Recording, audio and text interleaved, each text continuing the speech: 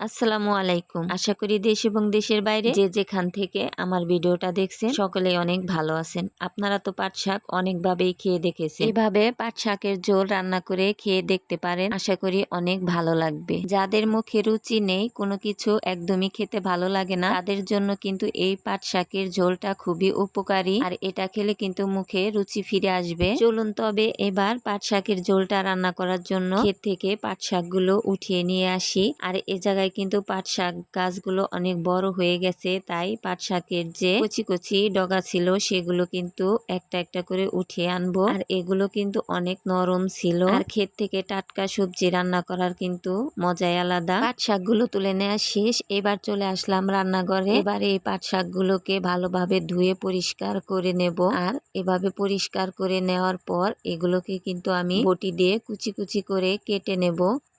ঠিক এভাবে সবগুলো পাট শাক কেটে নিলাম।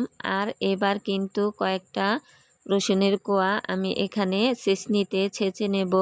আর এই রান্নাটা কিন্তু খুবই সামান্য উপকরণে হয়ে যায়। এবার চুলায় কড়াইটা বসিয়ে দিলাম। আর কড়াইতে এবার পরিমাণ মতো তেল দিয়ে দেব। আর এই তেলটা দিয়ে এসেই থেতো করে রাখা রসুনগুলো দিয়ে দিলাম। এবার রসুনগুলোকে একটু ভেজে নিয়ে দিয়ে দেব কাঁচামরিচগুলো। আর কাঁচামরিচ দিয়ে কিন্তু দিয়ে দেব আস্ত কয়েকটা জিরা। আর এবার দিয়ে দিলাম পেঁয়াজ কুচি। এবার স্বাদ মতো লবণ দিয়ে অল্প একটু হলুদের গুঁড়া আর অল্প একটু মরিচের গুঁড়া আর অল্প একটু ধনিয়ার গুঁড়া দিয়ে মশলাটাকে অনেক ভালোভাবে কষিয়ে নেব। আর এগুলো কিন্তু আমি পাঙ্গাস মাছ দিয়ে রান্না করব, তাই পাঙ্গাস মাছগুলো আগেই ভেজে রেখেছিলাম। আর সেই পাঙ্গাস মাছের টুকরোগুলো এখানে একদম ঝুরি করে দেব। এবার পরিমাণ মতো পানিটা দিয়ে দেব। আর এই পানিটা দিয়ে কিন্তু পানিটা বলক আসা পর্যন্ত অপেক্ষা করব।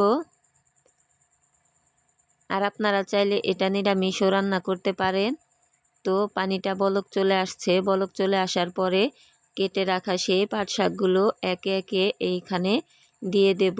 আর এই পাট শাক এখন ভালোভাবে নাড়াচাড়া করে আর খুবই অল্প সময়ে কিন্তু এগুলো একদম দেখেন কম হয়ে গেছে। এবার মাত্র 5 মিনিট রান্না করলেই হয়ে যাবে আমার এই পাট শাকের ঝোল রেসিপি।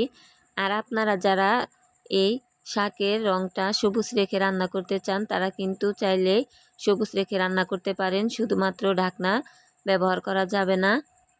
আর এই পাট শাকের ঝোল রেসিপিটা আপনাদের কাছে কেমন লাগলো আশা করি কমেন্টে জানাবেন।